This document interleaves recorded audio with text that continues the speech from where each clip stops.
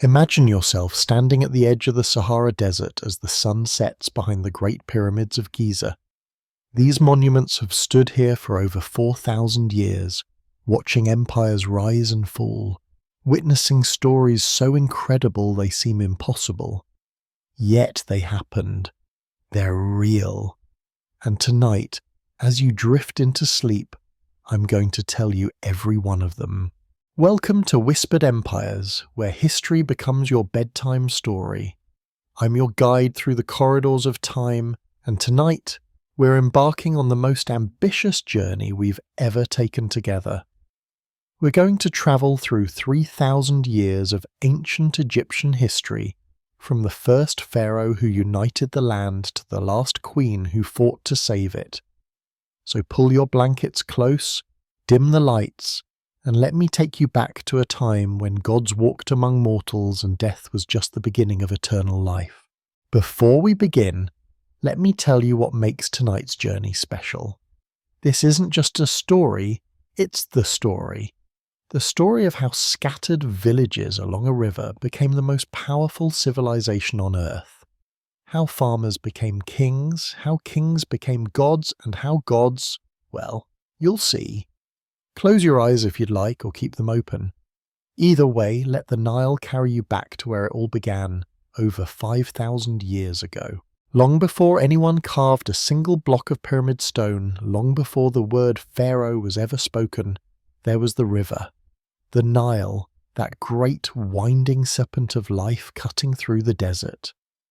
Every year, as predictable as the stars, the river would swell and flood, leaving behind rich black soil that transformed the desert's edge into the most fertile farmland in the ancient world.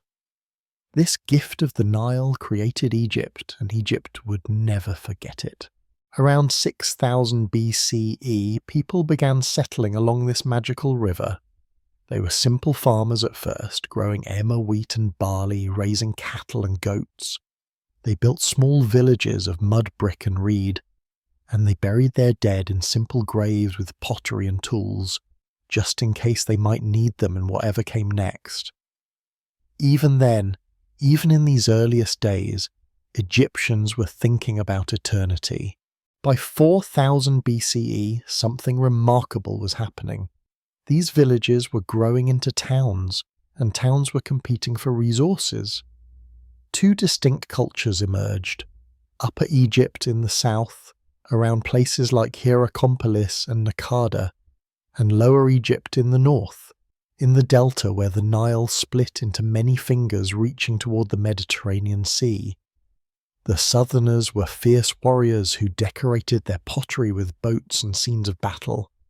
The northerners were sophisticated traders connected to the wider world. The archaeological evidence tells us a story of increasing conflict. Settlements became fortified. Burials grew more elaborate, especially for the elite. Chiefs were becoming kings, and kings were dreaming of something bigger. A unified Egypt, all the land of the Nile under one crown. But unification wouldn't come peacefully. It would be carved out with mace and blade, and the man who would do it was about to step onto history's stage. Around 3100 BCE, a king from Upper Egypt named Nama looked at the divided land and saw destiny. We know his story from a remarkable artifact, the Nama palette, a ceremonial stone slab carved with some of humanity's earliest historical narrative. On one side, Nama wears the white crown of Upper Egypt, his mace raised to strike a kneeling enemy. On the other side, he wears the red crown of Lower Egypt, surveying rows of decapitated foes. This wasn't just art, this was a declaration carved in stone. Egypt is one. How did Nama, whom some scholars believe was the same person as the legendary King Menes, actually unify Egypt? The ancient texts are frustratingly quiet about the details, but archaeology speaks volumes. We find destruction layers in northern sites, evidence of conquest. We find sudden changes in burial practices, signs of new authority. we find the symbols of Upper and Lower Egypt appearing together for the first time. The unification was military, it was violent, and it was complete. But Nama did something brilliant beyond just winning battles. He created a new capital called Memphis, right at the junction between Upper and Lower Egypt, where the narrow Nile Valley meets the spreading delta. From this strategic location, he could control both regions. He also created a new identity. The pharaoh wasn't just a king anymore. He was the living embodiment of Horus, the falcon god. He wore the double crown, the pshent combining the white and red crowns into one. He ruled the two lands as one land. With unity came writing. Hieroglyphs began to flourish as the sacred script of the state.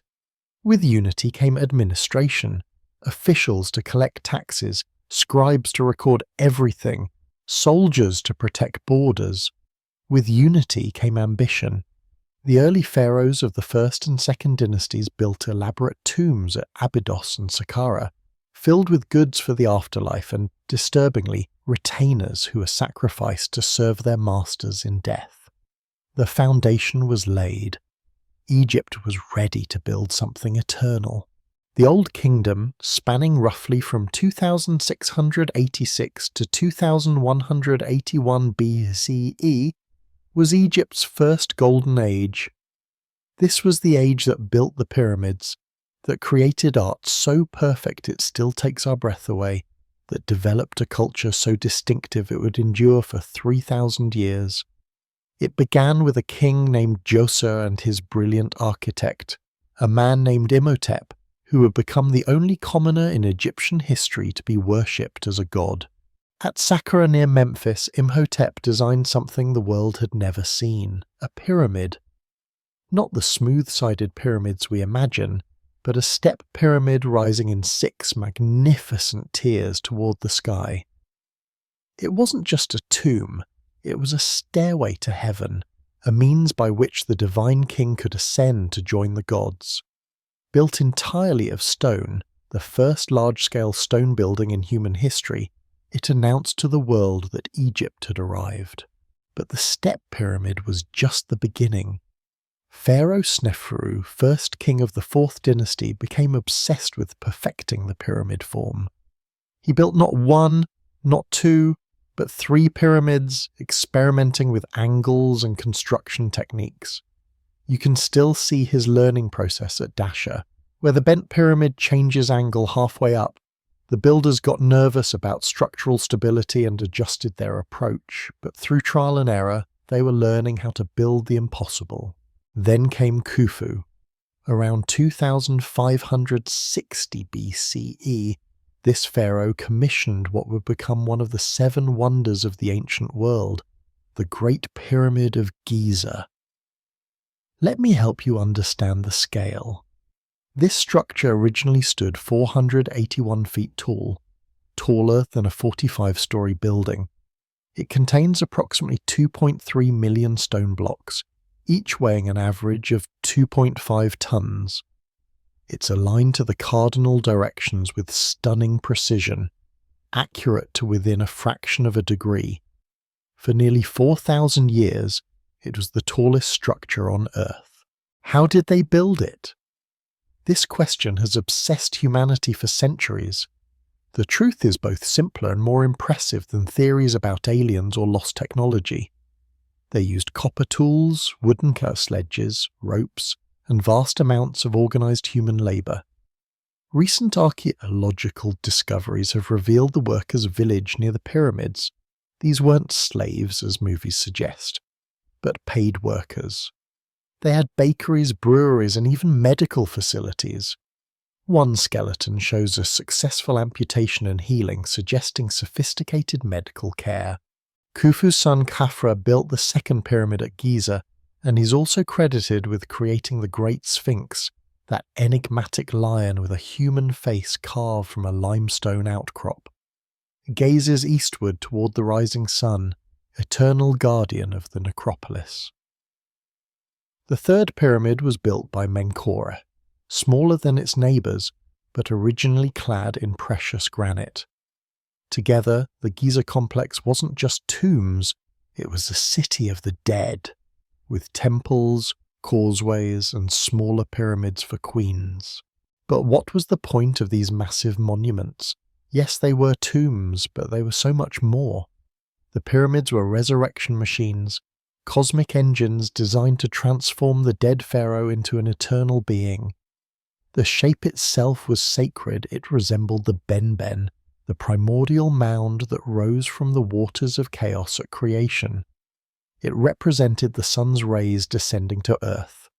The pyramid texts carved into later pyramids give us insight into what Egyptians believed, that the pharaoh would join Ra, the sun god, on his daily journey across the sky. Old Kingdom, Egypt wasn't just about pyramids. This was an era of incredible artistic achievement. The seated statue of Khafra shows the pharaoh protected by the falcon god Horus, embodying serene, eternal power. The painted limestone statues of Prince Rahotep and his wife Nofret seem almost alive, their crystal eyes following you across millennia.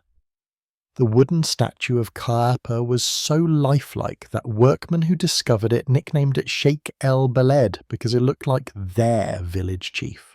The government was sophisticated for its time. At the top was the pharaoh, absolute ruler and living god. Below him was the vizier, essentially the prime minister. The kingdom was divided into provinces called nomes, each with a governor. An army of scribes kept meticulous records of everything: taxes, grain stores, workers, cattle. The economy ran on redistribution rather than money. Workers were paid in grain, bread, and beer. It was a system that worked remarkably well until it didn't. As the 5th and 6th dynasties progressed, subtle changes appeared. The pyramids were smaller. Pyramid texts, once exclusive to pharaohs, began appearing in queens' and nobles' tombs. Provincial governors were becoming powerful and independent, building elaborate tombs that rivaled royal ones. The last great pharaoh of the Old Kingdom was Pepi II, who ruled for over 90 years. But when you reign that long, you outlive everyone. Your heirs, your officials, your entire generation. When Pepi II finally died around 2184 BCE, the carefully built structure of Old Kingdom power crumbled like ancient sandstone. For over 5 centuries, the Old Kingdom had stood as a monument to order, divine kingship, and centralized power. Then it collapsed. The first intermediate period, lasting from roughly 2181 to 2055 BCE, was Egypt's first dark age. The unified kingdom shattered into competing power centers. The Nile floods became unpredictable, bringing famine. Egyptians began to question everything they'd believed about their gods and their world. What caused the collapse? Climate change played a role. The eastern Mediterranean was experiencing a severe drought. Lower Nile floods meant less agricultural surplus, which meant the government couldn't pay its workers or maintain its bureaucracy. Provincial governors who had been growing powerful for generations saw their chance for independence. When the centre weakened, they simply stopped obeying it. Egypt fragmented. In Heracleopolis, in Middle Egypt, the 9th and 10th dynasties established themselves. In Thebes in the south, the 11th dynasty rose to power. There were probably other local kingdoms we don't even know about. The ancient texts describe chaos, nobles in distress, the poor rejoicing, every town trying to suppress the powerful, foreigners coming into Egypt. Whether exaggerated or not, these accounts capture the sense that the world had turned upside down. Even more poignant are the philosophical texts from this period. The dialogue of a man with his ba contemplates suicide in the face of a disordered world. It reveals an existential crisis. If the pharaoh couldn't maintain Ma'at, cosmic order, if even the gods seemed distant, then what was the point? The collapse wasn't just political and economic, it was spiritual and psychological. But humanity is resilient. Provincial rulers established their own kingdoms and built tombs in the cliffs at places like Beni Hassan. The art is distinctive, less refined than Old Kingdom work, but possessing its own rough vitality. The democratization of the afterlife accelerated. No longer was eternal life the pharaoh's exclusive privilege. If the pharaoh couldn't maintain sma'at, then individuals had to take responsibility for their own righteousness. This shift would profoundly influence Egyptian religion. Gradually, the Theban kings of the 11th dynasty gained the upper hand. Intef I, II, and III slowly expanded northward, but it was Mentuhotep II who finally achieved what Egypt desperately needed. Around 2055 BCE, he defeated the Heracleopolitan kings and reunited Egypt. In some ways, this was more impressive than Narmer's original unification. Narmer unified a land that had never been united. Mentuhotep reunified a land that had experienced unity and lost it, a land cynical and war-weary. He gave Egypt something it hadn't had in over a century: hope. The Middle Kingdom, from approximately 2055 to 1650 BCE, was Egypt's Renaissance. The trauma of the first intermediate period had taught hard lessons, and the pharaohs created a more sophisticated, more humane civilization. Mentuhotep II, the reunifier, built his funerary monument at Deir el-Bahri, a temple tomb carved into cliffs. Unlike the distant god-kings of the Old Kingdom, he presented himself as a warrior pharaoh who had earned his crown through action.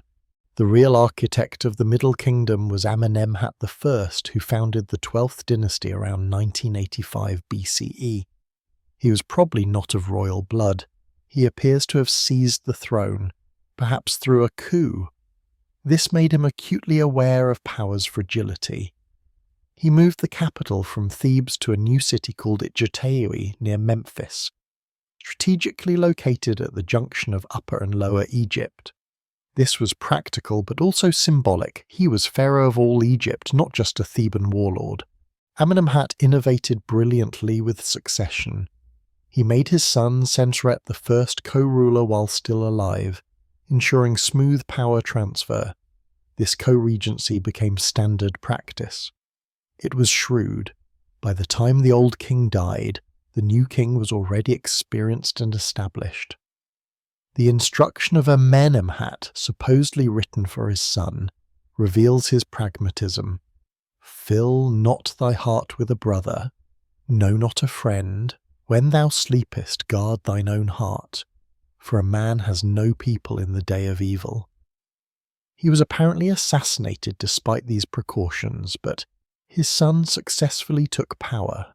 Senusret I was a great builder and warrior, expanding into Nubia and securing the delta.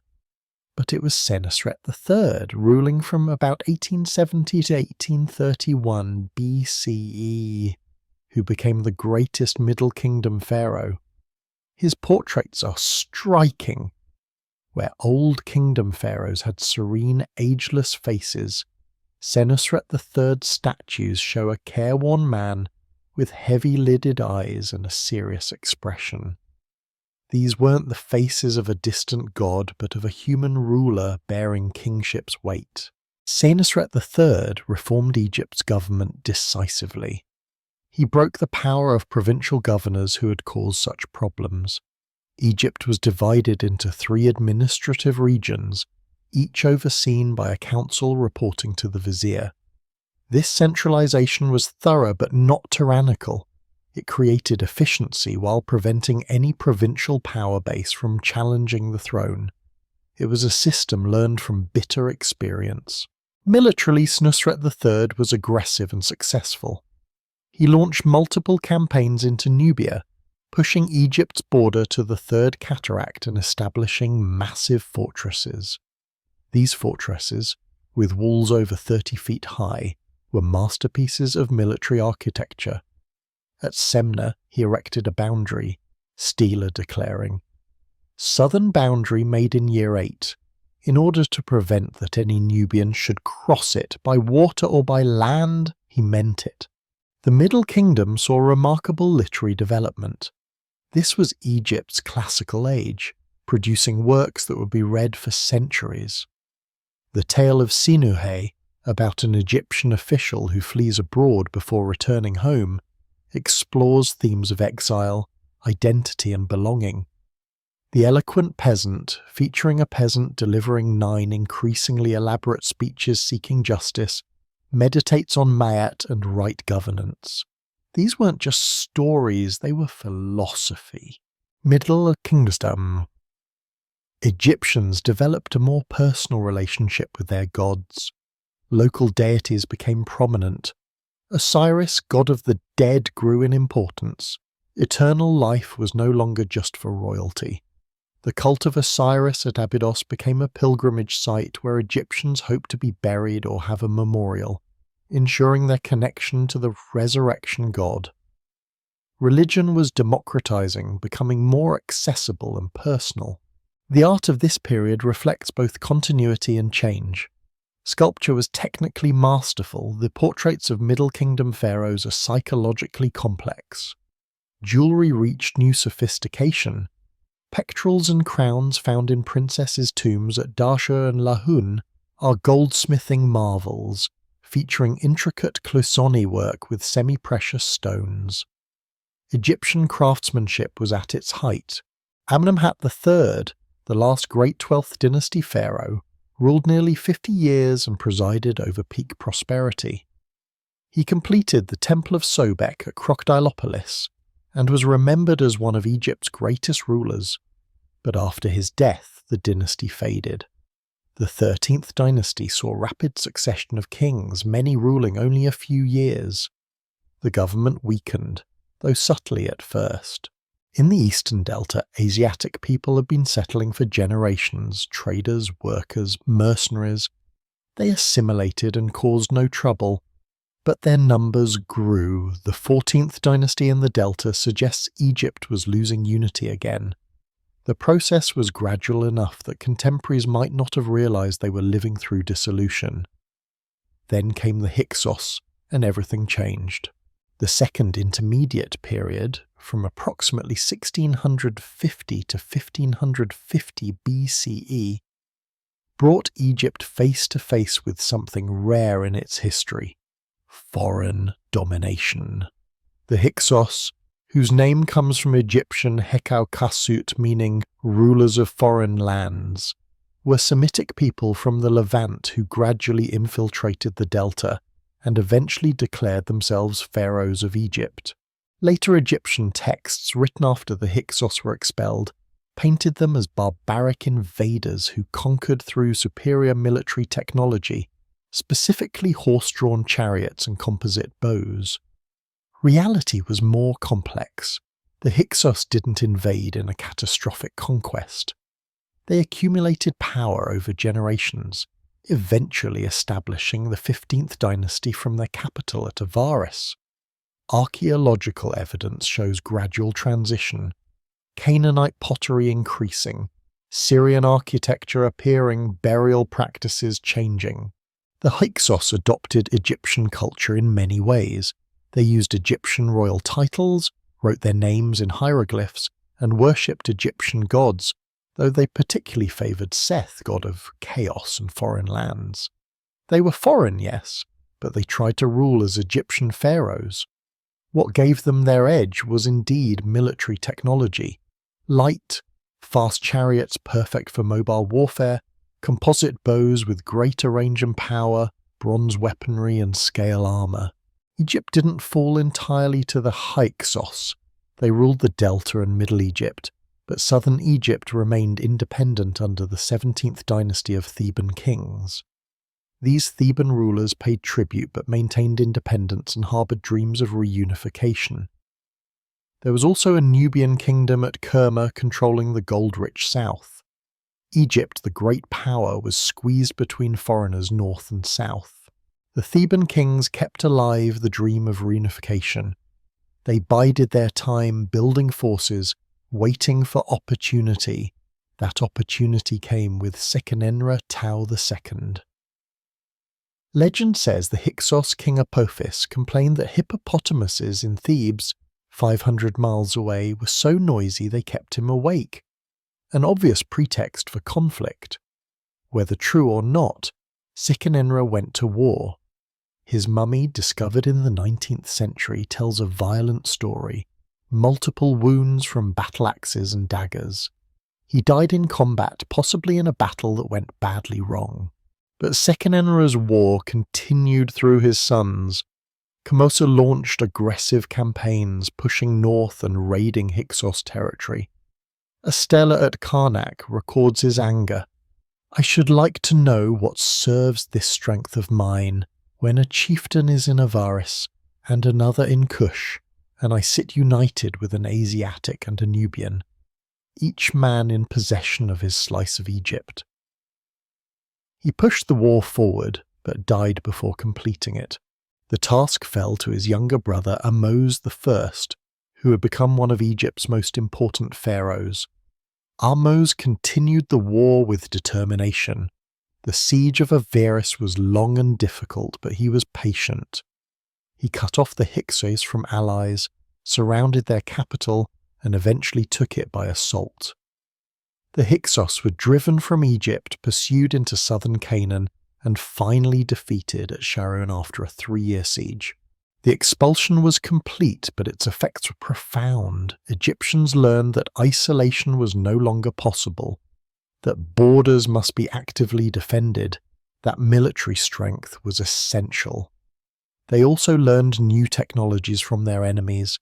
The chariot, composite bow, and Khopesh sword all became part of Egyptian military equipment. More subtly, Egyptian psychology changed. Before the Hyksos, Egypt was confident in its superiority. After, Egypt was aggressive, militaristic, interested in controlling foreign lands before they could threaten Egypt.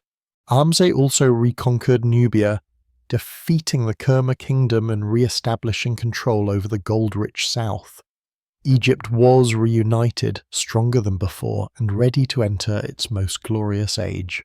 The new kingdom was about to begin, and it would transform Egypt from a regional power into an empire. The new kingdom, from approximately 1550 to 1070 BCE, was Egypt's imperial age. This was the Egypt of legendary pharaohs and queens, of vast wealth and monumental buildings, of conquest and diplomacy. Ahmose I, having expelled the Hyksos, established the 18th dynasty around 1550 BCE. He reformed the military into a professional standing army with year-round training organised into divisions named for gods. The chariot became the elite arm, and Egypt was ready for conquest. Ahmose wasn't merely a warrior. He rebuilt Egypt's economy, reopened mines and quarries, restored temples and initiated building projects at Abydos and Thebes, including work at Karnak, which would grow into the largest religious complex in the ancient world. His successor, Amenhotep I, continued these policies, campaigning in Nubia and Libya, while establishing the workers' village at Deir el-Medina for the artisans who would build royal tombs. Thutmose I, who came to the throne around 1506 BCE, took expansion to new levels. He campaigned deep into Nubia, pushing the frontier to the Fourth Cataract. In the north, he crossed the Euphrates River, setting up a boundary stela marking Egyptian power's northeastern limit. Egypt was no longer just defending itself, it was actively seeking to dominate. Thutmose also innovated in burial, choosing a hidden tomb in the Valley of the Kings rather than a visible pyramid. This separation of tomb and temple became standard. When Thutmose I died, his young son Thutmose II took power, married to his half-sister Hatshepsut. When Thutmose II died after a brief reign, the heir was a child, Thutmose III, son by a minor wife. A child pharaoh needed a regent, and Hatshepsut was the obvious choice. For a few years she played this traditional role. Then Hatshepsut did something almost unprecedented. She declared herself pharaoh. Around 1473 BCE, Hatshepsut began depicting herself as a male king, wearing the false beard and royal regalia. Her reasoning was both practical and ideological. Egypt needed strong leadership, but ideology stated the pharaoh must be male, incarnation of Horus, son of Ra. Hatshepsut's solution was ingenious. She claimed she was Amun's daughter, the god having visited her mother in Thutmose I's form. Therefore she was divine, chosen by gods, legitimate despite her sex. Hatshepsut's reign was remarkable. Unlike her Suriyeta ancestors, she emphasized trade and building. Her most famous achievement was the expedition to Punt, commemorated in beautiful reliefs at Deir el-Bakri. The expedition brought back myrrh trees, gold, ivory, ebony, and exotic animals. Her mortuary temple at Deir el-Bahri, designed by Senenmut, is an architectural masterpiece. 3 colonnaded terraces rising against cliffs, elegant ramps connecting levels seeming to grow from the landscape. Hatshepsut ruled effectively for over 20 years. She appointed capable officials, maintained the empire, built extensively, and left Egypt prosperous. After her death, many images were defaced and her name erased. For long, scholars believe Thutmose III did this from hatred, but recent research suggests it happened later, perhaps not from malice, but to eliminate the anomaly of a female pharaoh from official history. When Hatshepsut died or stepped aside, Thutmose III finally ruled alone. If Hatshepsut was Egypt's greatest female pharaoh, Thutmose III was arguably its greatest warrior king. During his sole reign from about 1458 to 1425 BCE, he conducted at least 17 campaigns, transforming Egypt into an empire. His first campaign was against a coalition at Megiddo. Against his general's advice, he took a direct but dangerous approach through the Aruna Pass. The gamble worked. The Egyptians emerged to find enemies unprepared and won completely. The siege of Megiddo lasted 7 months, but Thutmose's patience was rewarded. The city surrendered, and the coalition collapsed. As he recorded at Karnak, the capture of Megiddo is the capture of 1,000 cities. Year after year, Thutmose campaigned. He crossed the Euphrates, reaching further north than any predecessor. He established Egyptian control from the Fourth Cataract to Syria. This wasn't just conquest, but imperial system. Vassal states paid tribute, sent hostages, were visited by officials. The wealth flowing into Egypt was staggering. Gold from Nubia, cedar from Lebanon, tribute from Syria and Canaan, exotic goods from Punt, all enriched Egypt. Thutmose used this wealth to build throughout Egypt, particularly at Karnak. The Temple of Amun grew into a vast complex, center of Egypt's most powerful religious institution. His reign also saw artistic and technological developments. Tomb paintings of his era are among Egypt's finest. After Thutmose III came capable pharaohs maintaining the empire. Amenhotep II was a warrior like his father.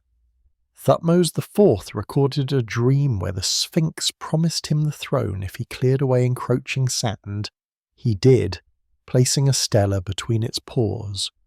But it was Amenhotep III, ruling from about 1390 to 1352 BCE, who presided over the zenith of power and prosperity. Amenhotep III didn't need to be a warrior. Diplomacy and momentum maintained dominance. He was a prolific builder. His mortuary temple was Egypt's largest, though little remains except the Colossi of Memnon, 2 massive statues over 60 feet tall that still gaze eastward. He built extensively at Luxor and Karnak.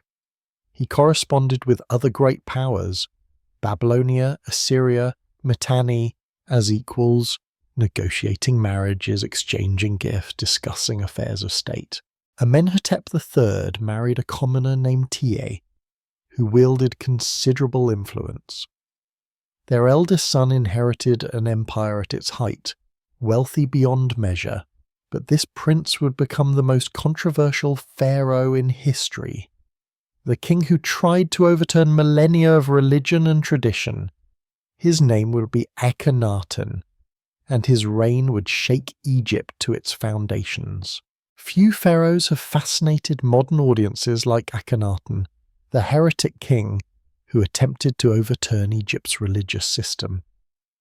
His reign from about 1352 to 1336 BCE represents one of history's most dramatic episodes.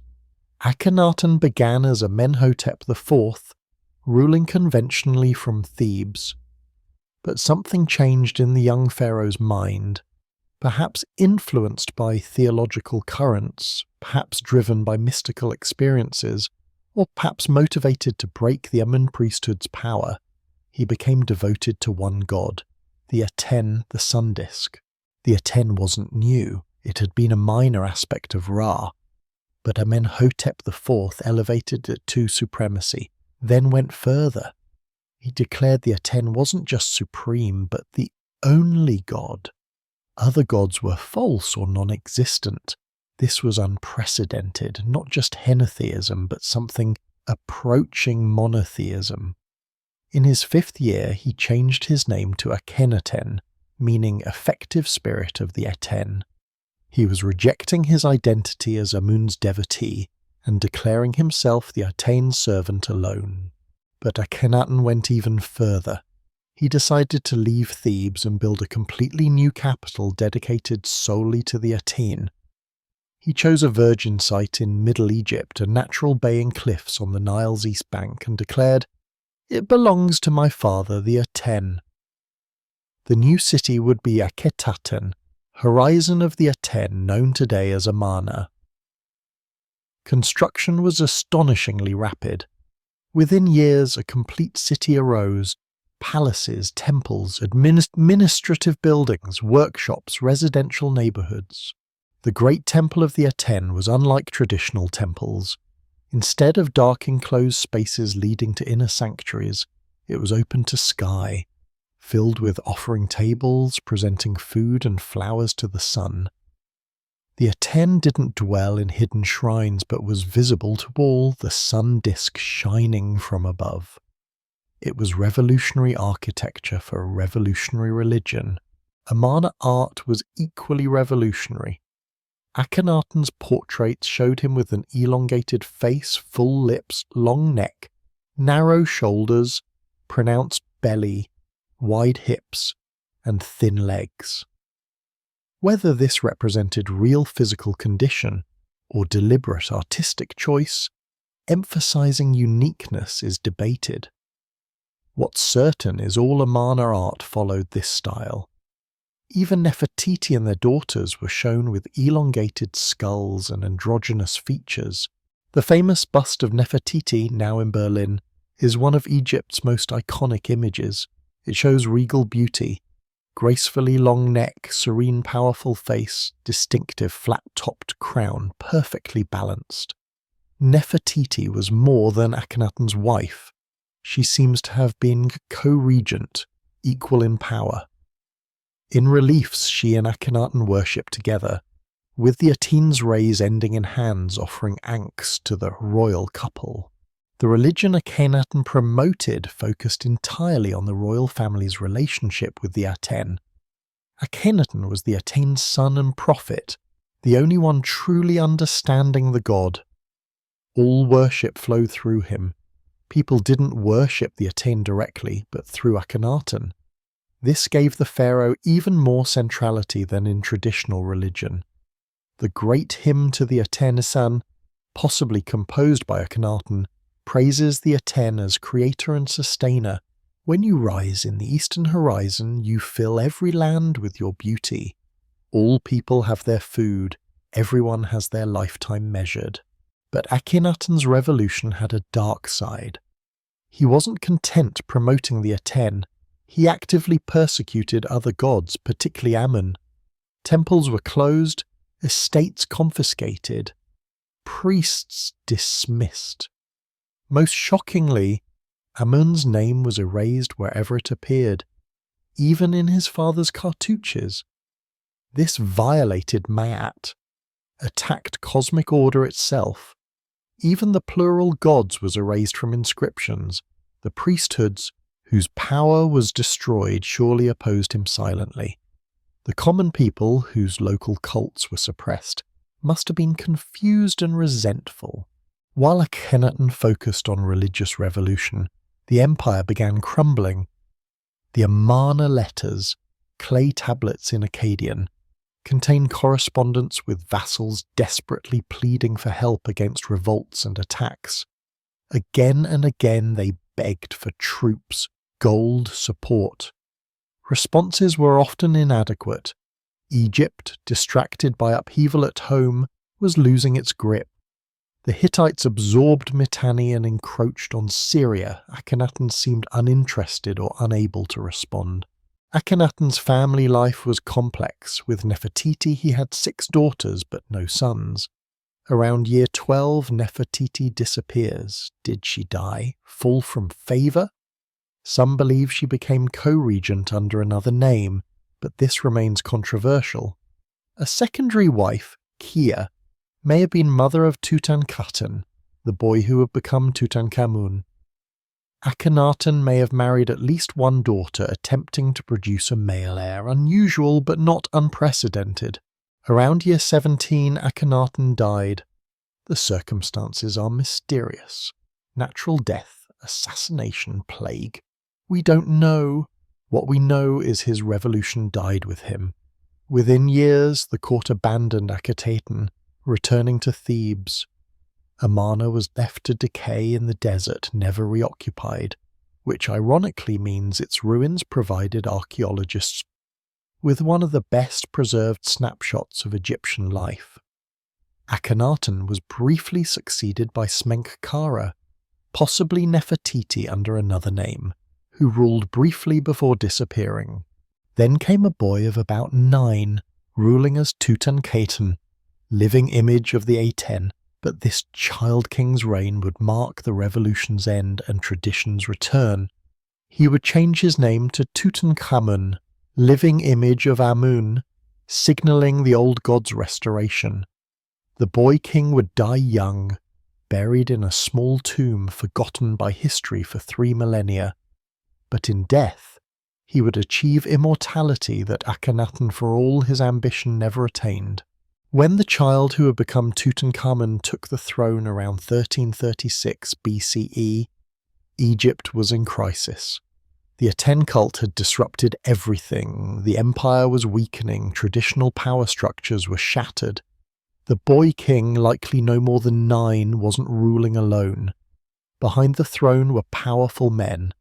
An elderly official close to Akhenaten, and Horemheb, the army commander who had risen from commoner to general.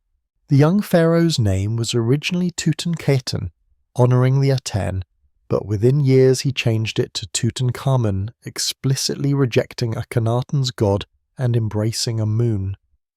This wasn't merely symbolic. It announced to Egypt and the world that the old order was being restored. The Restoration Stela at Karnak describes the dire state under Akhenaten and proclaims Tutankhamun's role. The temples had gone to pieces. Their shrines had become desolate. The gods turned their backs upon this land.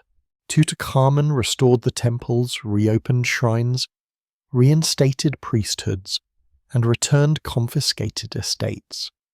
Gold and silver flowed to temples again. Festivals were celebrated. The gods, so long rejected, were welcomed back. The court returned from Akhenaten to Memphis and Thebes. The city of the Aten was abandoned, left to be reclaimed by desert. Within a generation, Akhenaten would be little more than ruins. Tutankhamun's reign was brief. He ruled only about 9 years before dying around 1327 BCE at approximately 18. The cause has been endlessly debated. His mummy shows a badly broken leg infected shortly before death. He also had malaria. Was it a hunting accident, chariot crash, murder? Despite centuries of speculation and modern medical investigations, we still don't know with certainty. What we know is he was buried in a small tomb in the Valley of the Kings, probably originally intended for a noble but pressed into service for the unexpectedly dead young pharaoh.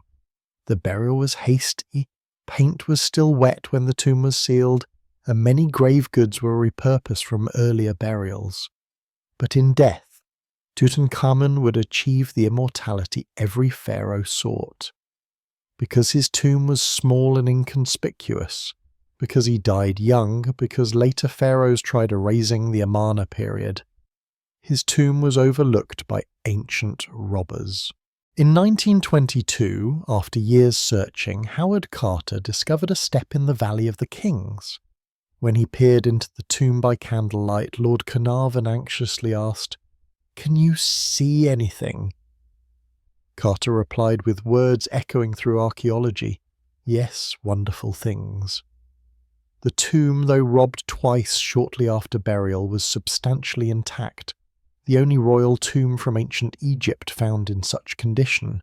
It contained over 5,000 objects, golden shrines, a solid gold coffin weighing over 110 kilograms, the famous golden death mask, chariots, furniture, clothes, weapons, jewellery, instruments, games, food, wine. The treasures sparked worldwide Egyptomania. When they toured in the 1970s, millions lined up. The golden mask became one of the world's most recognizable images. Ironically, a minor pharaoh whose reign was considered a failure became, in death, the face of ancient Egypt for the modern world. After Tutankhamun's death, elderly A briefly became pharaoh, ruling about 4 years. Then the throne passed to Horemheb, who had no royal blood but had the army's support and strength to stabilize Egypt. Horemheb's reign from about 1323 to 1295 BCE completed the restoration begun under Tutankhamun. He went further, he tried erasing the Amarna period entirely. He dismantled temples built by Akhenaten, using blocks to fill pylons at Karnak.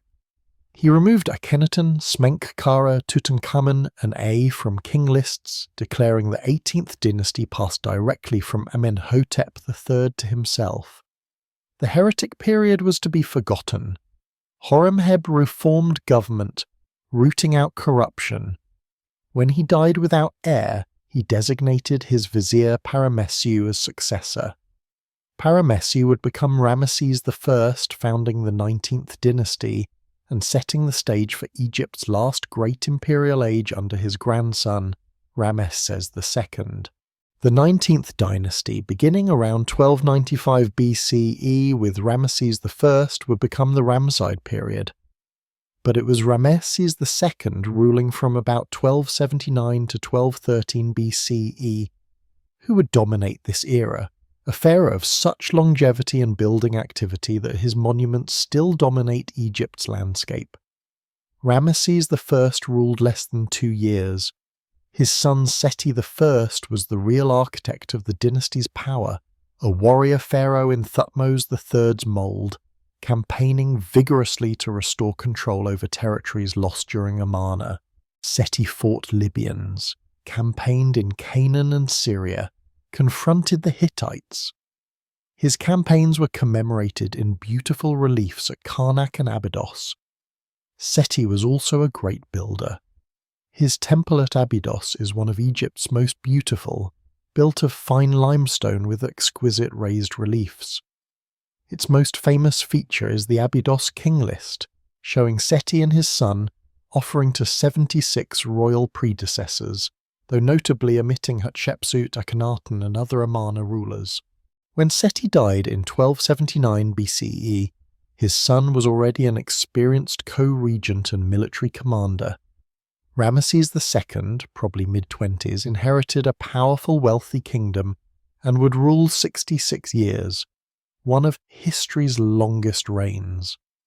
Ramses II was confident, ambitious, with seemingly limitless energy. He was warrior, builder, administrator, and propagandist of genius. He was also, like all pharaohs, a god on earth, and he never let anyone forget it. In his 5th year, Ramesses led a campaign against the Hittites, culminating in the Battle of Kadesh around 1274 BCE near Kadesh on the Orontes. This battle would be commemorated extensively, becoming ancient Egypt's most documented battle. According to Ramesses' accounts, carved throughout Egypt, the battle was personal triumph. The poem of Pentor tells how Ramesses found himself cut off, surrounded by thousands of Hittite chariots abandoned even by officers. In desperation, Ramesses called upon Amun, "What will people say if a father forgets his son?" Amun answered, and Ramesses charged like a falcon, scattering enemies like crocodiles until his army rallied. The Hittites retreated, and Ramesses claimed total victory. Reality was more complex. Hittite records tell a different story. They claimed victory, with Egyptians retreating after heavy casualties. The truth was probably a bloody tactical draw neither side clearly won. Egyptians didn't take Kadesh, and both suffered heavy losses. But Ramesses was a propaganda master. He had battle scenes carved throughout Egypt at Karnak, Luxor, Abydos, the Ramesseum, Abu Simbel. For years, war with the Hittites continued inconclusively. Then, in Ramesses' 21st year, something unprecedented happened. Pharaoh and Hittite King Hattusili III signed a peace treaty. The Egyptian-Hittite peace treaty around 1258 BCE is one of history's first international treaties. Copies survive in Egyptian hieroglyphics and cuneiform tablets. The treaty established peace, defined borders, created defensive alliance, and provided for refugee extradition. The treaty was sealed by marriage. Ramesses married a Hittite princess, given the Egyptian name Marthor-Neferura. She travelled to Egypt with large dowry and entourage, becoming one of Ramesses' numerous wives. With peace established, Ramesses could focus on his greatest love, building. No pharaoh in history built more or on grander scale. Throughout Egypt and Nubia, Ramesses left his mark. He completed his father's temples, built new ones, and, most characteristically, added his name to older structures, often obliterating previous pharaohs' cartouches. At Thebes, he built the Ramesseum, his massive mortuary temple, decorated with colossal statues and military reliefs. The fallen colossus inspired Shelley's Ozymandias. "My name is Ozymandias, king of kings. Look on my works, ye mighty, and despair." The irony Shelley saw, impermanence of even mightiest power, would have been lost on Ramesses, who believed his monuments would last forever. At Luxor, he built a massive pylon with Kadesh scenes, fronted by seated colossi and 2 great obelisks. One still stands at Luxor, the other was given to France in the 19th century, and now stands in Paris's Place de la Concorde. At Karnak, he built the great hypostyle hall, or rather completed it, begun by his father. This hall, with 134 massive columns in 16 rows, is an architectural wonder. The central 12 columns are 69 feet tall and 33 feet in circumference. Standing among them, one feels dwarfed by the power and ambition that created such space. But Ramesses' most impressive monuments are in Nubia, at Abu Simbel. Here, at Egypt's southern frontier, he carved 2 temples directly into a cliff. The Great Temple is fronted by 4 colossal seated statues of Ramesses, each 67 feet tall. Inside, the temple penetrates 185 feet into mountain, walls covered with victory reliefs. Twice yearly, on February the 22nd and October 22nd, rising sun penetrates the entire temple to illuminate statues in the innermost sanctuary. architectural achievement demonstrating Egyptian temple design sophistication. The smaller temple at Abu Simbel was dedicated to Ramses' favourite wife Nefertari and goddess Hathor. Its facade shows colossal statues of both Ramses and Nefertari standing equal in size, remarkable honour for a queen. Interior is decorated with beautiful reliefs, including scenes of Nefertari being welcomed by gods in the afterlife. Nefertari, whom Ramses called the one for whom the sun shines, was clearly beloved. Her tomb in the Valley of Queens, discovered in 1904, is one of Egypt's most beautifully decorated, walls covered with vibrant paintings. Ramesses had many wives, at least 8 major queens and numerous minor wives and concubines. He fathered over 100 children. He outlived many sons, and when he finally died, at around 90 in 1213 BCE, he was succeeded by his 13th son Meremptah, already elderly. Ramesses' reign had been glorious but exhausted Egypt.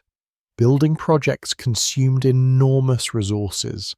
Long peace, while beneficial, allowed military readiness to decline. Ramesses II was mummified with great ceremony and buried magnificently in the Valley of the Kings.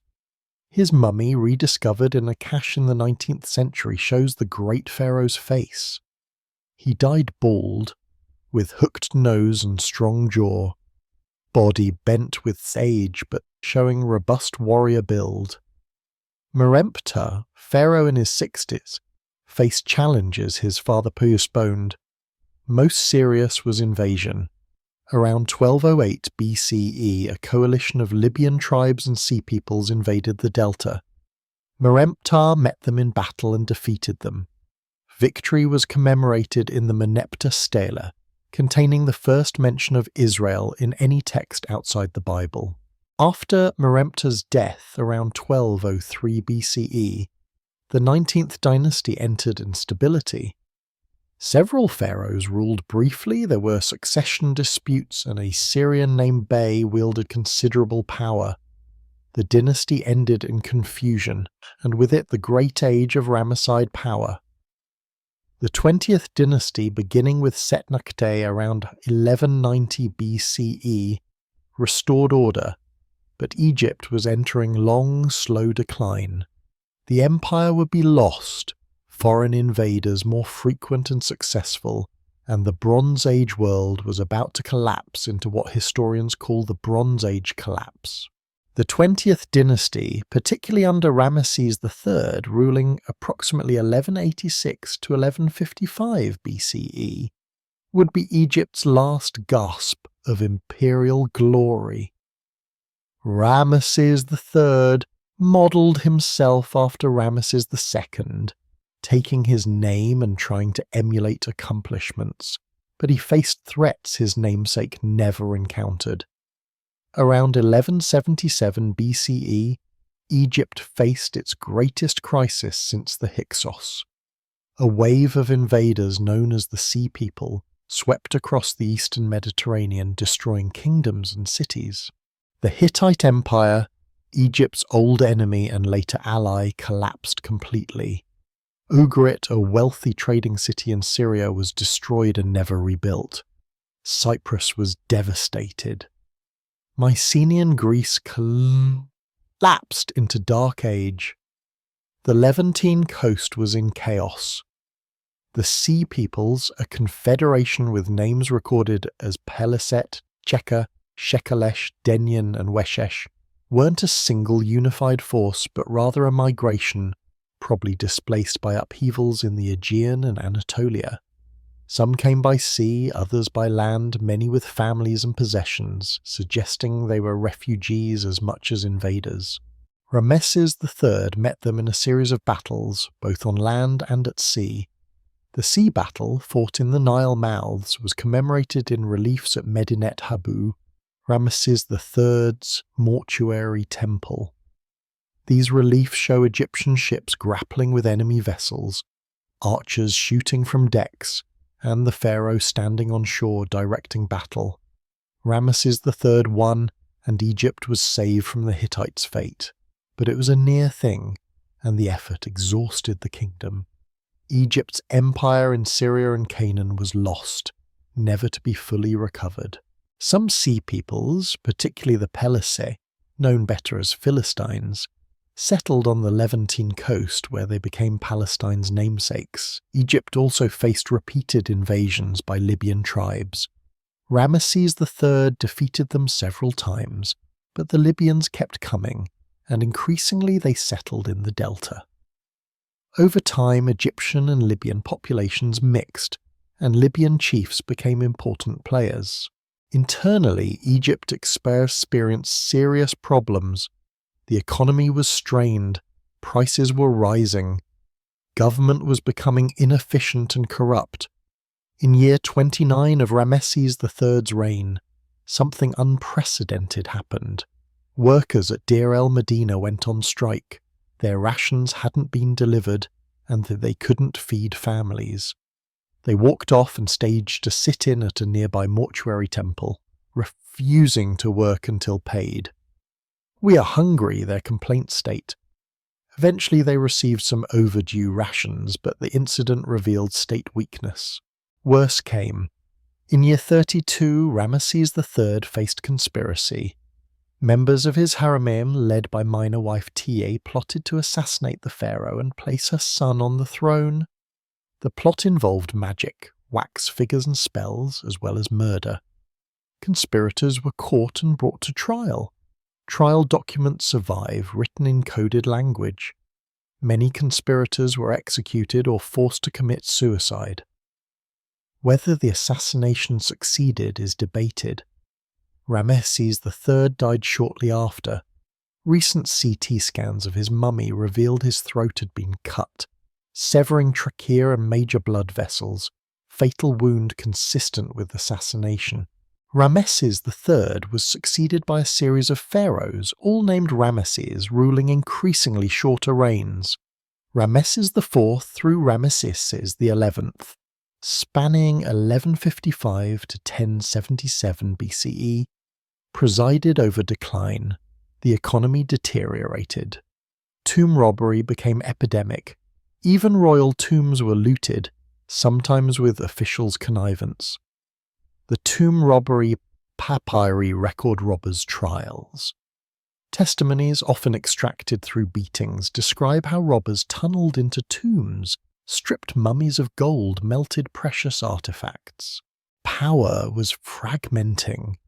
In the south, the high priest of Amun at Thebes was becoming increasingly independent, commanding his own army and behaving like a king. In the delta, Libyan chiefs were establishing themselves as local rulers.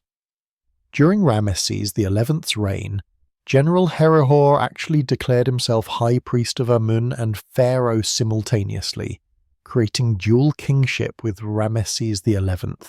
When Ramesses XI died around 1077 BCE, the new kingdom was effectively over.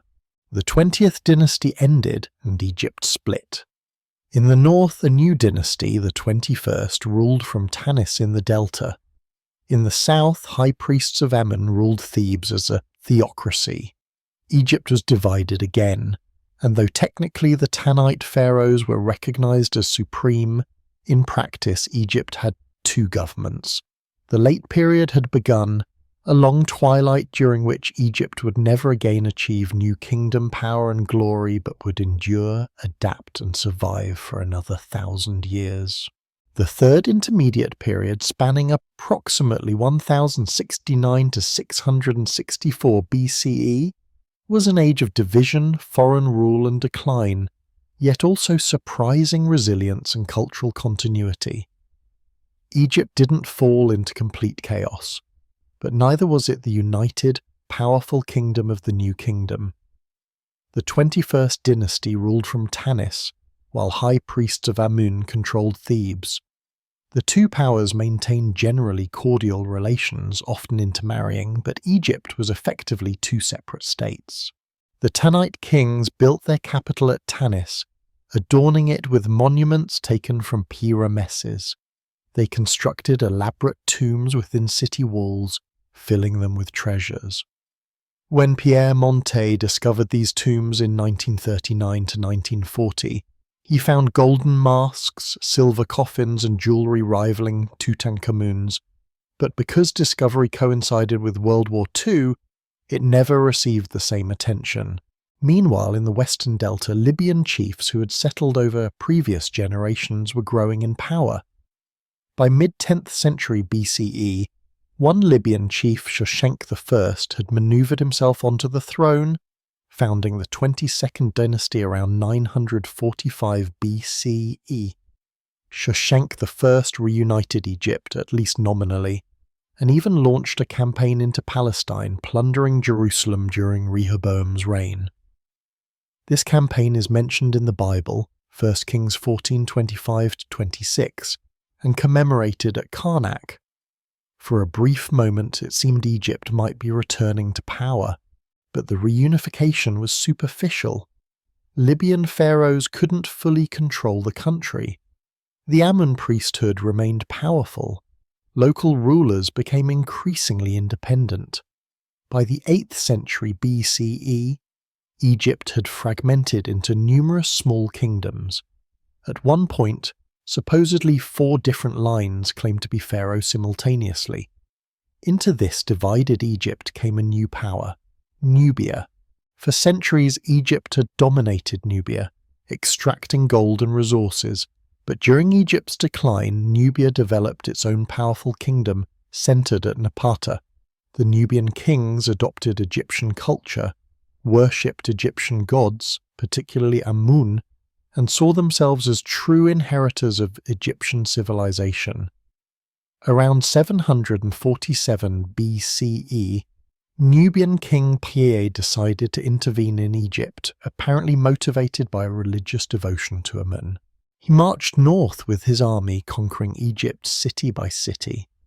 The victory stela of Pi, found at Napata's Amun temple, describes his campaign, how he besieged Memphis, how various Egyptian rulers submitted, how he worshipped at Egyptian temples as he advanced. Pi returned to Nubia after conquest, leaving local rulers in place but establishing Nubian sovereignty. His successors, particularly his brother Shabako and Shabako's nephew Taharko, established the 25th dynasty, the Kushite or Ethiopian dynasty, ruling from about 747 to 656 BCE. The Nubian pharaohs were devout adherents of Egyptian religion and culture. They rebuilt temples, supported priesthoods, and presented themselves as restorers of ancient glory. They consciously archaized, looking back to old and middle kingdoms for models. In some ways, the Nubian kings were more Egyptian than the Egyptians themselves. Taharko, ruling from about 690 to 664 BCE, was particularly active as builder and patron. He added to Karnak and built extensively in Nubia. His reign marked a brief flowering, a last echo of former greatness. But external threats were mounting. To the northeast, Assyria had emerged as the Near East's dominant power. The Assyrian Empire, with its feared army, had conquered Babylonia, Syria, and Israel. Now it turned attention to Egypt. Conflict began when Taharko supported rebellions against Assyria in the Levant. Assyrian king Esarhaddon responded by invading Egypt in 671 BCE, defeating Taharko and conquering Memphis. Taharko retreated to Thebes, then Nubia, but returned after the Assyrians withdrew. It took 3 Assyrian invasions to finally break Nubian power. In 664 BCE, Assyrian king Ashurbanipal invaded for the 3rd time. His armies advanced up the Nile, sacking Thebes, ancient Waset, glorious capital of the new kingdom, home of Karnak and Luxor. Thebes' destruction shocked the ancient world. The Hebrew prophet Nahum, writing years later about Nineveh's fall, used Thebes' sack as warning. Art thou better than Populus? No, Thebes, yet she was carried away. She went into captivity. The Nubian pharaohs retreated permanently to Nubia, where they continued ruling at Napata and later Meroe for another 1,000 years. The third intermediate period ended not with reunification by an Egyptian dynasty, but with Assyrian conquest. The late period, from 664 to 332 BCE, was a time of foreign domination interrupted by brief independence periods. Egypt would be ruled by Assyrians, Persians, and finally Greeks, yet Egyptian culture proved remarkably resilient, outlasting and ultimately absorbing many conquerors. After Assyrian conquest, the Assyrians didn't attempt direct rule. Instead, they appointed local rulers as vassals. Most important was Psamtik I, ruler of Sais in the Delta, initially an Assyrian client. As Assyria became embroiled elsewhere and eventually entered terminal decline, Psamtik saw his opportunity. By 656 BCE, Psamtik had consolidated power and declared independence, founding the 26th dynasty, the Sate period. Using Greek and Carian mercenaries, he unified Egypt once more. The Sate period, 664 to 525 BCE, was a renaissance of sorts, a last flowering of native culture. The Sate pharaohs deliberately looked back to Egypt's glorious past, particularly the Old Kingdom. This archasing appeared in art, with sculptors imitating Old Kingdom styles. It appeared in religion, with renewed interest in old cults. Psamtik I ruled 54 years, providing stability. His son Necho II was ambitious, attempting to dig a canal connecting Nile to Red Sea, an ancient Suez Canal forerunner, though he didn't complete it, and sending a Phoenician expedition to circumnavigate Africa.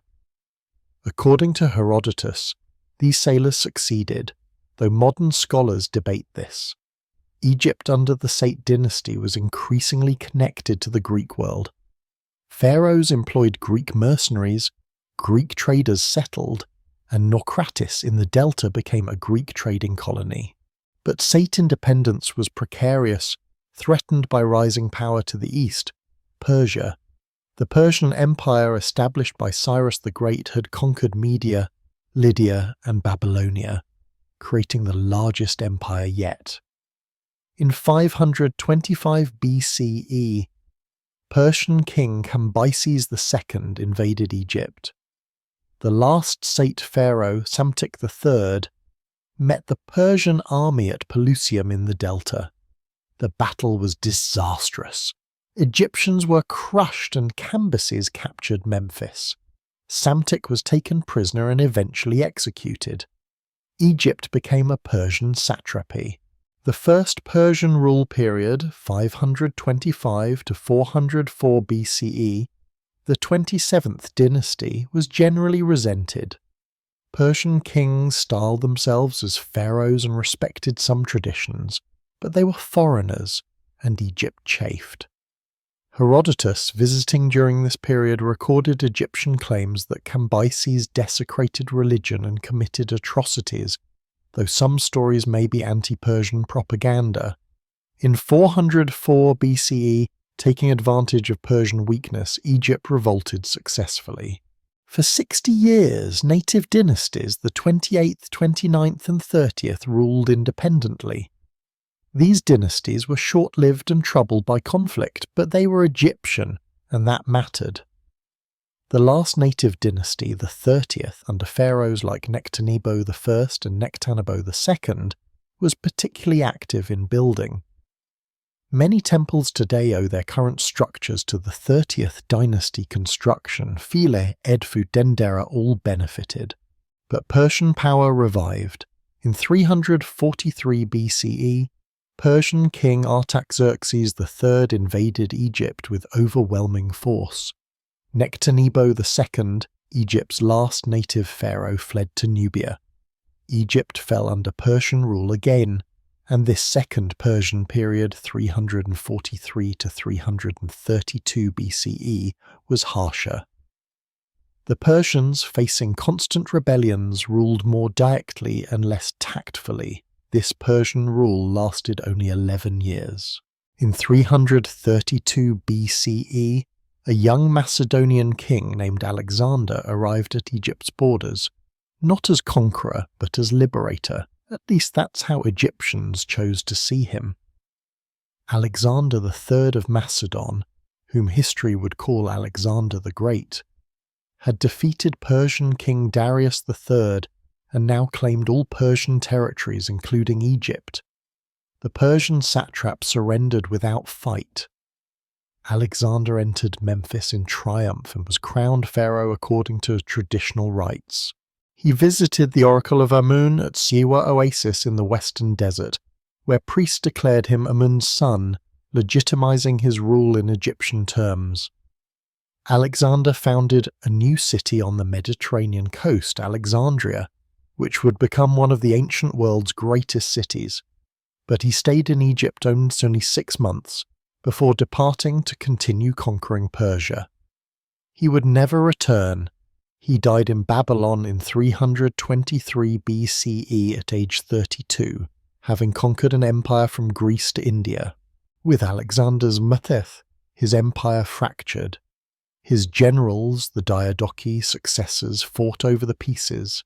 Egypt fell to Ptolemy, one of Alexander's most trusted commanders. Ptolemy would establish a dynasty ruling Egypt for 3 centuries, the longest lasting of all Hellenistic kingdoms that emerged from Alexander's empire. The Ptolemaic period had begun, and with it, Egypt's final chapter as an independent kingdom. The Ptolemaic dynasty, 305 to 30 BCE, was Greek, but it ruled Egypt as pharaohs, maintaining Egyptian traditions while transforming Egypt into a Hellenistic kingdom. It was a synthesis of cultures, Greek and Egyptian, existing side by side, sometimes merging, sometimes remaining separate, creating something unique. Ptolemy I Soter, savior, established his rule carefully. He captured Alexander's body and brought it to Egypt, first to Memphis and later to Alexandria. By controlling Alexander's remains, Ptolemy claimed to be Alexander's true heir. He took the pharaoh title in 305 BCE, and his dynasty would rule 275 years. The Ptolemies made Alexandria their capital, and it became one of the world's wonders. The city's harbour was marked by the Pharaohs, a lighthouse over 300 feet tall, one of the 7 wonders. The Library of Alexandria, established by Ptolemy I and expanded by his son, became the greatest knowledge repository, with hundreds of thousands of scrolls. The museum attached to the library was the world's first research institution, hosting scholars, poets, and scientists from across the Mediterranean. The Ptolemies were patrons of both Greek and Egyptian culture. They built and restored Egyptian temples throughout Egypt. The temples at Edfu, Dendera, Kom Ombo, and Philae that tourists visit today largely date to the Ptolemaic period. Reliefs on these temples show Ptolemaic kings dressed as traditional pharaohs, making offerings to Egyptian gods, hieroglyphic inscriptions recording their Egyptian throne names. But the Ptolemies were Greek in language, culture, and mentality. They spoke Greek, practiced Greek customs, and ruled through Greek administration.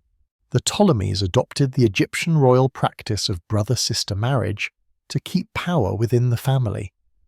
Ptolemy II married his full sister Arsinoe II, and most subsequent Ptolemaic pharaohs married their sisters.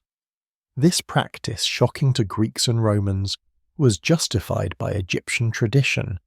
The pharaoh, being a god, could only marry another god. The dynasty's history was marked by complex succession struggles, murders, and civil wars. Strong monarchs like Ptolemy II and Ptolemy III expanded and consolidated the kingdom, but later Ptolemies were often weak, fighting among themselves and allowing decline. By the 2nd century BCE, the Ptolemaic kingdom was in crisis. Internally, there were native Egyptian revolts against Greek rule. Externally, Rome's rising power was casting an ever longer shadow. The Ptolemies began relying increasingly on Roman support, making them effectively Roman clients. The most famous Ptolemaic ruler was the last, Cleopatra VII, who came to the throne in 51 BCE at age 18. Cleopatra has been portrayed in countless books, plays and films, usually focusing on her beauty and relationships with Julius Caesar and Mark Antony. But she was far more. She was intelligent, educated, politically astute, desperately trying to preserve her kingdom's independence facing Roman expansion.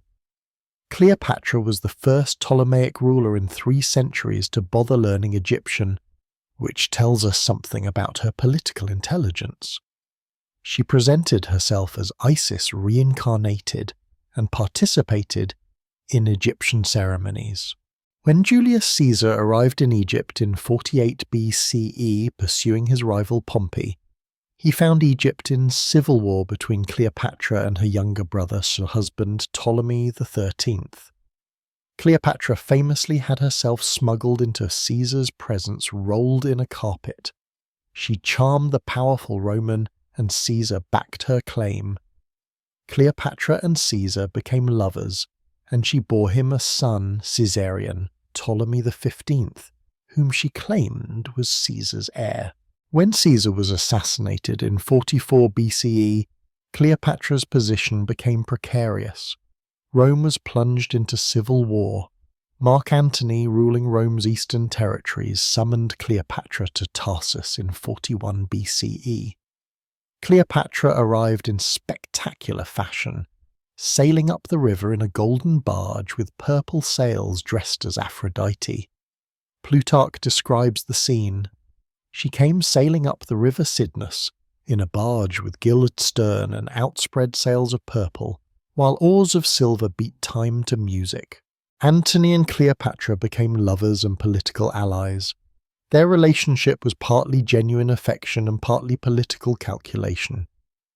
Together they might dominate the eastern Mediterranean. Cleopatra saw in Antony a way to restore Ptolemaic power. Antony saw in Cleopatra access to Egypt's wealth and a powerful ally against Octavian, Caesar's adopted son and heir. The relationship scandalized Rome. Octavian's propaganda portrayed Antony as having gone native, bewitched by an oriental seductress. In 31 BCE, conflict between Octavian and Antony came to a head at the Battle of Actium, a naval engagement off Greece's coast. The battle went badly, their fleet was defeated, and they fled back to Egypt. Octavian pursued relentlessly. In August 30 BCE, Octavian invaded Egypt.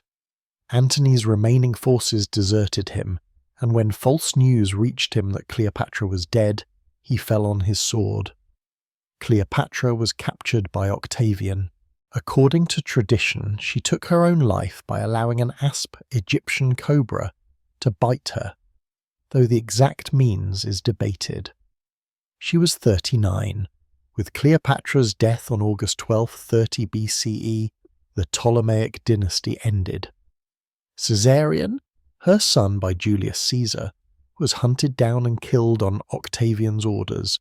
As Octavian's advisor noted, 2 Caesars are one too many. Egypt became a Roman province, though a special one, administered by a prefect appointed directly by the emperor because of its strategic importance and wealth. Cleopatra's death marks the end of ancient Egypt as an independent civilization. For 3,000 years since Narmer first unified the two lands, Egypt had been ruled by pharaohs, native Egyptians, Nubians, Libyans, Persians, Greeks, all claiming the title and at least nominally honouring Egyptian tradition. Now Egypt was merely a province, valued for its grain that fed Rome and its ancient monuments that awed Roman tourists. Yet Egyptian culture didn't die with Cleopatra. Egyptian religion continued for centuries. Temples continued functioning, though increasingly marginalized. Egyptian priests still wrote in hieroglyphs. though knowledge became ever more restricted. When Christianity came to Egypt, it absorbed many Egyptian concepts. Isis nursing, Horus influenced Christian depictions of Mary and Jesus, and the Ankh symbol adapted to become the Coptic cross. Ancient Egypt endured longer than any other civilization. From the first pyramids to Cleopatra is a longer span than from Cleopatra to us. During those millennia, Egypt developed art, architecture, literature, science, medicines, and religious concepts that influenced countless cultures. The Egyptian concept of the afterlife influenced Greek mystery religions. Egyptian mathematics and astronomy contributed to Greek science. Egyptian temples inspired Greek and Roman architecture. When Romans conquered Egypt, they didn't destroy it, they became its tourists and admirers. When Christianity conquered Egypt, it didn't erase the pharaonic past, but transformed it. When Islam came to Egypt, Egyptians continued living among their ancestors' monuments, which remained sources of pride and mystery. The rediscovery of ancient Egypt in the 19th century, culminating in hieroglyphics decipherment by Champollion in 1822 and Tutankhamun's tomb discovery by Carter in 1922, sparked fascination continuing today. Egypt's mysteries still capture our imagination. The pyramids' engineering, the art's beauty, religious beliefs' complexity, historical events' drama. What can we learn from ancient Egypt's long history? Perhaps that civilizations, no matter how powerful, face cycles of rise and decline, that innovation and tradition must somehow balance, that external threats and internal weaknesses can topple even mightiest kingdoms, that cultural achievements can outlast political power, that the desire for immortality through monuments, mummies, or memory is deeply human. Ancient Egypt reminds us we're part of a long human story, that the past's people, however different their world, shared our hopes, fears, ambitions, and dreams. The Egyptian farmer worried about the Nile's flood just as modern farmers worry about rain. The Egyptian scribe valued literacy and learning just as we do. The Egyptian parent grieved for a lost child with the same anguish parents feel today. As you drift off to sleep tonight, think about the millennia we've travelled together, the pharaohs we've met, the monuments we've witnessed being built, and the people, powerful and ordinary, whose lives created one of humanity's most extraordinary civilizations. Their story is our story, and in remembering them, we ensure they achieve the immortality they so desperately sought. The pharaohs are gone, but Egypt, eternal Egypt, remains. Thank you for joining me on this incredible journey through ancient Egypt's entire history. If you enjoyed travelling through these 3,000 years of civilization, I'd love for you to subscribe to Whispered Empires. Hit that subscribe button and ring the notification bell so you'll never miss our next journey through time. Every week, we explore different corners of history, from ancient Rome to medieval Japan, from Viking sagas to lost civilizations of the Americas. If tonight's story helped you relax or learn something new, please give this video a thumbs up. It helps more people discover our channel and join our community of history lovers. Leave a comment below telling me which part of Egypt's history fascinated you most. Was it the pyramid builders of the Old Kingdom, the warrior pharaohs of the New Kingdom, the mysterious Akhenaten, or perhaps Cleopatra's final stand against Rome? I read every comment, and your feedback helps shape future episodes.